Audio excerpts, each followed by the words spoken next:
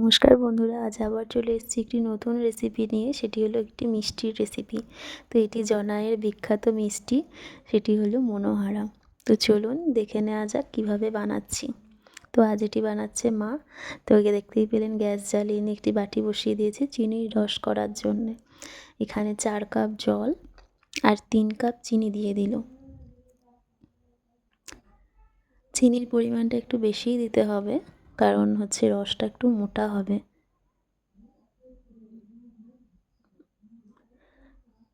আর এটি না বেশ কিছুদিন ভালো থাকার জন্যে ময়রারা বুদ্ধি করে এটি বানিয়েছিলেন, যাতে বেশ কিছুদিন ভালো থাকে। এই যে আপনারা দেখতেই পাচ্ছেন চিনির রসটা রেডি হয়ে গেছে, মা দেখিয়ে দিল। তো আবার কড়া বসিয়ে দিয়েছে মা। আর এখানে আমরা 700 গ্রাম মতন ছানা নিয়ে নিয়েছি। তো ছানাটা রেডি করে নেওয়া যাক, সন্দেশ হবে আর কি। ছানাটা মা কড়াইতে দিয়ে দিল।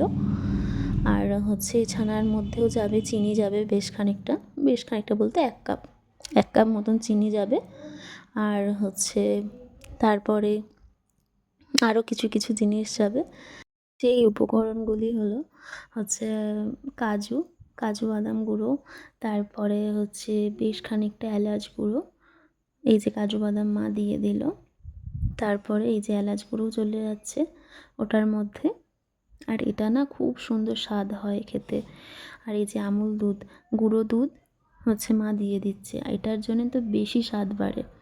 এটা না সন্দেশটা যখন শুধু হয়, শুধুটাই মনে হয় কি খেয়ে নিই, এতটা ভালো টেস্ট হয়। তারপরে মা সবগুলো নাড়িয়ে নিল ওর সাথে। তারপরে এই যে হয়ে গেছে সন্দেশটা আমাদের থালায়। মা রেখেও দিয়েছে। তারপরে গরম থাকার জন্য একটা স্টিলের ডিশ নিয়ে নিয়েছে, সেটা দিয়ে ভালো করে মেখে নিলে এই যে পুরো একটা মিহি একদম করে মাখতে হবে। এই যে রসগোল্লার মতন মা গোল করে নিচ্ছে। হ্যাঁ, রসগোল্লার মতন পুরো গোল করে নিতে হবে। এরমভাবে বেশ কিছু সন্দেশের বল আমরা করে নেব। তারপরে আবার দেখাচ্ছি পরে যে এটা আবার কি হবে।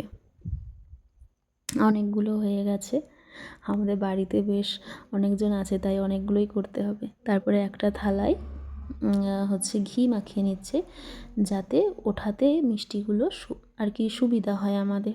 এই যে চিনির রসের মধ্যে একটা একটা করে মিষ্টি দিয়ে দেবে আর তুলে থালাতে রেখে দেবে। হ্যাঁ, রেখে দিল মা। তারপরে এগুলো সুন্দরভাবে একটা করে কিশমিশ ওপরে দিয়ে দিচ্ছে, যাতে সুন্দর লাগে দেখতে। আর এই কিশমিশগুলো যাতে এর সাথে লেগে থাকে, তার জন্য একটু করে চিনির রস এর মধ্যে দিয়ে দিচ্ছে। এই যে তৈরি হয়ে গেছে আমাদের বিখ্যাত জনায়ের মনোহারা। আর এটা খেতে খুব সুন্দর হয়। ওপরটা শক্ত চিনি আর ভেতরটা নরম পাকের সন্দেশ। আহা, মুখে দিলেই পুরো মিলিয়ে যায়। আর এই স্বাদের ভাগ হবে না। আর রেসিপিটা আপনাদের কেমন লাগলো অবশ্যই জানাবেন।